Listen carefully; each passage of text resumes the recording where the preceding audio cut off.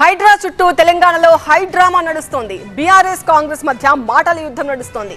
అక్రమంగా నిర్మించిన అధికార పార్టీ నేతల నిర్మాణాలు కూడా కూల్చివేయాలని కేటీఆర్ డిమాండ్ చేశారు. అయితే ఇద్దరూ తోడు దొంగలే అంటూ కౌంటర్ ఇచ్చారు ఎంపీ రఘునందన్ రావు. అది ఎఫ్టీఎల్లోనో బఫర్లోనో ఉంటే నా మిత్రుడికి నేను చెప్తా, దగ్గర ఉండి అవసరం అయితే నేను కూడా పోయి, ఎందుకంటే నేను లీజ్ మీద ఉన్నా కాబట్టి అక్కడే ఉండి నేను దగ్గరుండి కూలగొట్టించి వస్తా.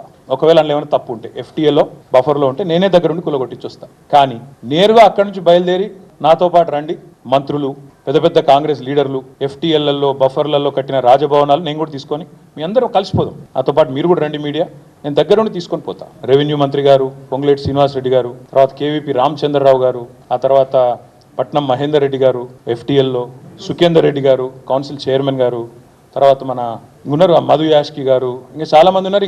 ఇంకొకటి కూడా ఉంది, రేవంత్ రెడ్డి గారిది కూడా ఏడుందో నేను చూపెడతాను మీకు. మీరు వస్తా అంటే రేవంత్ రెడ్డి వ్యవహారం కూడా చూపెడతాను. నేను అడుగుతున్నా కేటీఆర్ని, నువ్వు మున్సిపల్ మంత్రి ఉన్న 10 ఏళ్లలో నువ్వు ఎంతమంది ఆంధ్రోళ్ళు బంగ్లాలు కడుతుంటే పర్మిషన్లు ఇచ్చినావు? మీరు పడగొట్టిన గురుకుల్ ట్రస్ట్ భూములలో మున్సిపల్ అడ్మినిస్ట్రేటివ్ మినిస్టర్గా నువ్వు తీసుకున్న చర్యలెన్ని?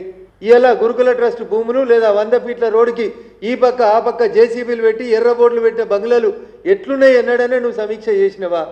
ఇలా పోయి పొంగులేటి ఇల్లు కొలు ఉండ్రి, గుత్తా సుఖేందర్ రెడ్డి ఇల్లు కొలు ఉండ్రి, వివేక్ గారి ఇల్లు కొలు ఉండ్రి. ఎందుకు మీ బీఆర్ఎస్ ఎమ్మెల్యేలు లేవా? కొలుమని నేను పేర్లు చెప్పాలనా?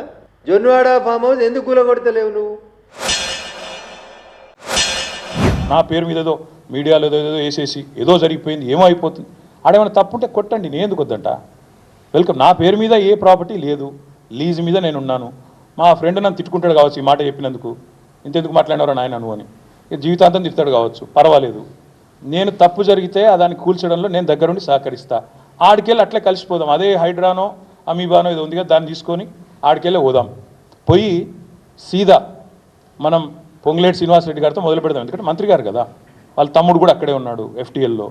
కూలగొడదాం. చలో ఒకటే రోజు మనందరం ప్రజలకు పారదర్శకంగా ముందుండి నిలబడదాం. మీరు మేము, నాకు ఎలాంటి ఇబ్బంది లేదు, ఎలాంటి అభ్యంతరం లేదు. They want to take some action, let them take. ఈ దొంగ డ్రామాలు ఎందుకు? హరీష్ రావు గారికి 111లో ఆస్తులు లేవా? కవిత గారికి లేవా? కేటీఆర్ గారికి లేవా? ఒక పొంగులేటిలకు, గుత్తలకు, వివేకులకే ఉన్నాయా? అంటే నేను ఇద్దరిని ఎవరిని ప్రొటెక్ట్ చేస్తుండ్రా అని మీకు డౌట్ రావచ్చు. నేనేం చెప్తున్నా అంటే ఇద్దరూ దొంగలే. కేటీఆర్ తిట్టినట్టు చేస్తాడు, రేవంత్ రెడ్డి కాపాడినట్టు చేస్తాడు. నేనేమడుగుతున్నా, నిజంగా చిత్తశుద్ధి ఉంటే 10 ఏళ్లలో కేటీఆర్కి తెలియదా ఏ చెరువులు ఎవరు కబ్జా చేసిరు? ఆయనే మున్సిపల్ అడ్మినిస్ట్రేటివ్ మినిస్టర్గా లిస్ట్ లేదా? ఇచ్చి నువ్వేరా, నువ్వు అంటున్నావు కదా రాజకీయాలు పక్కన పెడదాం, పారదర్శకంగా పనిచేద్దాం. ఫస్ట్ వచ్చి నీ జన్వాడ ఫామ్ హౌస్కి పెట్టి జేసీబీ, తర్వాత మీ పార్టీ ఎమ్మెల్యేలు ఉన్నాయి కదా, నేను పేర్లు చదివి నా నోరు ఖరాబ్ చేసుకోదలుచుకోలేదు. నీ కుటుంబ సభ్యుల 3 పేర్లు చదివినా కదా, ఈ 3 ఫామ్ హౌస్లకు ముందు పెట్టు జేసీబీ.